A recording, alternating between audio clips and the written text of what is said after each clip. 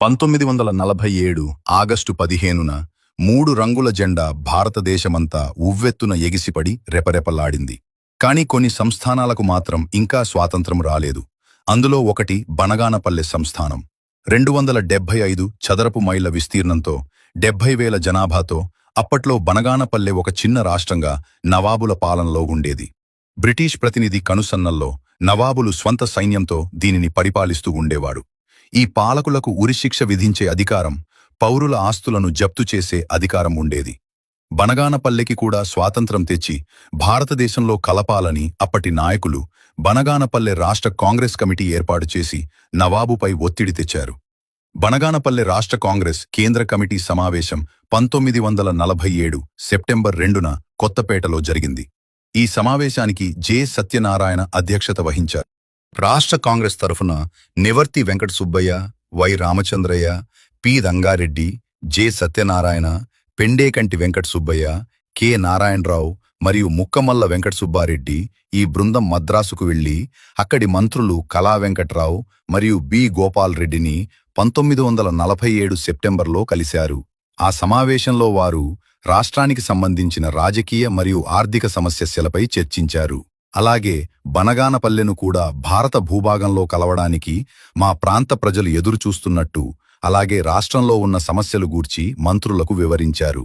దీనిపై మంత్రులు సమస్యలను పరిశీలిస్తామని ప్రతినిధులకు హామీ ఇచ్చారు.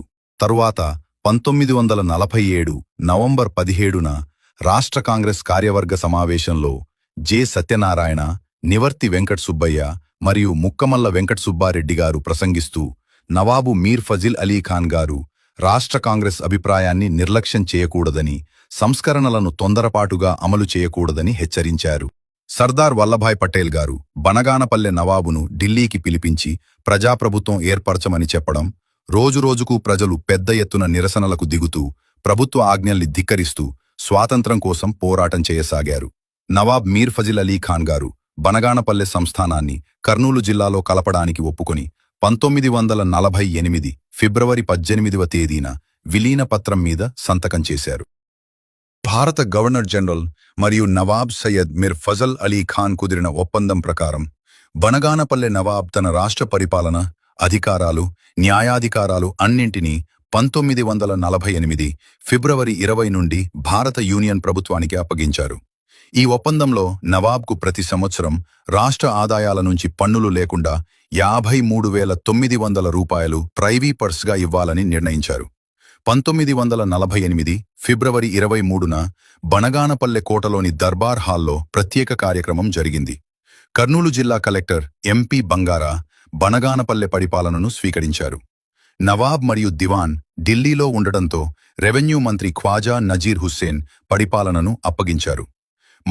మద్రాస్ ప్రభుత్వ రెవెన్యూ బోర్డు సభ్యుడు కుద్వా, జిల్లా అధికారులు మరియు ప్రముఖులు కార్యక్రమంలో పాల్గొన్నారు.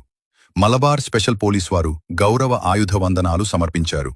కార్యక్రమం తరువాత విఎన్ కుద్వా జాతీయ పతాకాన్ని ఎగురవేశారు. అలా బనగానపల్లె సంస్థానం నవాబుల పాలన నుంచి స్వాతంత్రం పొంది భారతదేశంలో ఒక భాగమైంది.